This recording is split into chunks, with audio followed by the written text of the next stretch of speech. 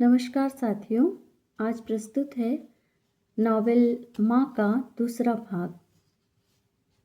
जैसे ही माँ के कानों में आवाज़ गई, माँ ने तुरंत कहा, मिनी तुम आ गई बेटा।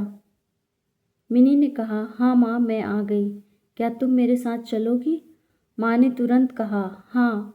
मिनी फिर से पूछी, क्या तुम मेरे साथ चलोगी माँ? माँ ने कहा, हाँ बेटा मैं तुम्हारे साथ चलूँगी। मिनी माँ की बात सुनकर तड़प उठी।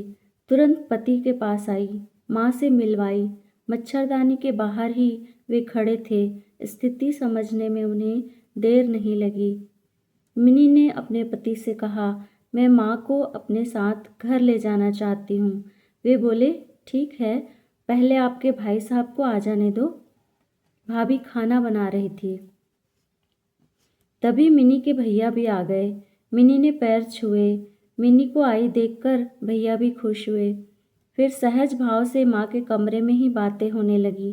भैया कहने लगे, देख रही हो माँ की हालत, सब बिस्तर में ही होता है, मुझे ही साफ करना पड़ता है। मलमूत्र साफ करते करते हालत खराब हो गई है। रात भर शूटिंग करके आता हूँ, दिन को इनकी देखभाल, मैं बहुत परेशान हो गया हूँ। बदबू के मारे कोई इनके कमरे में भी नहीं आना चाहता। खाने को मना करो तो मानती नहीं। किसी ने मुझे सलाह दिया है कि तुम साड़ी को फाड़कर पहना दिया करो और जब खराब हो जाए तो उसे फेंक दिया करो। अब मेरा काम आसान हो गया है, मैं बस वैसे ही करता हूँ। तुम जो साड़ी दी हो उसे ही तिकोना काट कर पहना देता हूँ। मिनी का हृदय चूर चूर हुआ जा रहा था। मिनी ने सिर्फ इतना कहा, मैं माँ को अपने साथ ले जाना चाहती हूँ, ले जाऊँ? तुरंत भैया बोले, अब क्या करोगी ले जाके? अब तो 2 या 3 दिन की मेहमान है।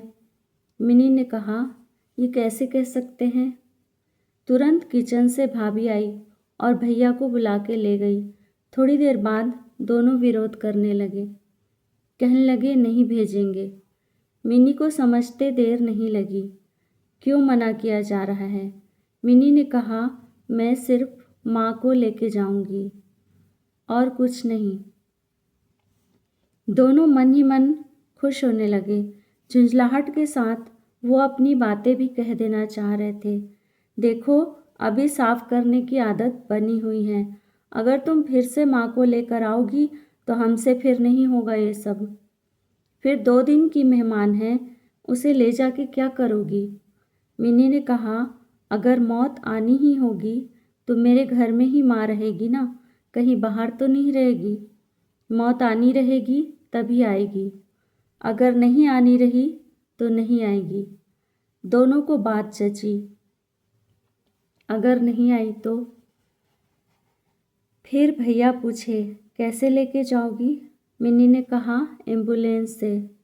भैया बोले, ठीक है। तुरंत एम्बुलेंस बुलाई गई। मिनी ने माँ से कही, माँ साड़ी कहाँ है आपकी? एक संदूक की चाबी जो माँ अपने गले में पहने हुए चांदी के माला में बांध कर रखी थी, देते हुए बोली, ये लो, संदूक से निकाल लो। मिनी ने संदूक खोली तो अवाक रह गई। सारी नई साड़ियाँ जो मिनी ने माँ को दी थी, माँ ने सहेज कर रखी थी। मिनी को पास बुलाकर माँ धीरे से कहने लगी, मिनी देख तो, एक रुमाल है जिसमें वही पैसे हैं जो तुमने मुझे आते समय दिए थे। पूरे 5,000 थे, जिसमें से केवल कुछ पैसे ही मैंने खर्च किए थे। मिनी ने कहा, हाँ माँ, पूरे पैसे हैं।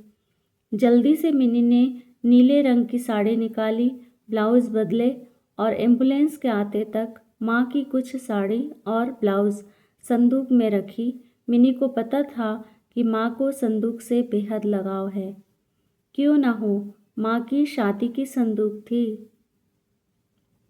माँ की शादी तब हुई थी जब माँ 5वीं पढ़ती थी। जल्दी से माँ को धीरे से उठाकर ब्लाउज़ बदले तो देखा माँ के बाल विचित्र ढंग से कटे हुए थे, जबकि माँ कभी बालों को काटना पसंद नहीं करती थी। मिनी का दिल तार तार हुआ जा रहा था। भाभी ने खाना बना के घी डालकर दिए और कहा, दीदी खाना खा लीजिए, मैं नहा कर आती हूँ। मिनी ने पति से धीरे से कहे, देखिए बिल्कुल नाराज़ मत होइएगा, खाना मेरे गले के नीचे उतरेगा ही नहीं, इसलिए आप भैया के साथ खाना खा लीजिए, मैं तो बिल्कुल नहीं खा पाऊँगी। स्थिति परिस्थिति को देखते हुए मुश्किल से सर भी खाना खा पाए। तब तक एम्बुलेंस आ गई। भाभी ने पूछा, दीदी आप खाना खा लिए? मिनी ने कहा, हाँ। एम्बुलेंस की पटरी घर के अंदर लाई गई। मिनी ने कहा, इसमें बिछाने के लिए कुछ चादर दे दीजिए। एक फटी चादर भैया ने दी। मिनी के मुंह से निकल गया, ये? भैया ने कहा, और नहीं तो क्या, नहीं दूँ? पटरी पे चादर बिछाई। बहुत मुश्किल से माँ को कमरे से बाहर निकाले। मिनी ने जब पैर छुए, भैया कहने से नहीं चूके, अब फिर से लेके मत आना यहाँ, सब दिन के लिए ले जा रही है तो ले जा। मिनी ने कहा, हाँ। एम्बुलेंस में पति, बेटी और माँ के साथ मिनी बैठी। एम्बुलेंस चल पड़ी। क्रमशः। माँ नावल बहुत ही मार्मिक है। अगर आपका दिल कमज़ोर है तो कृपया मैं ही आपसे कहूँगी कि अगली कड़ी आप ना देखें। बहुत धन्यवाद आप सभी का।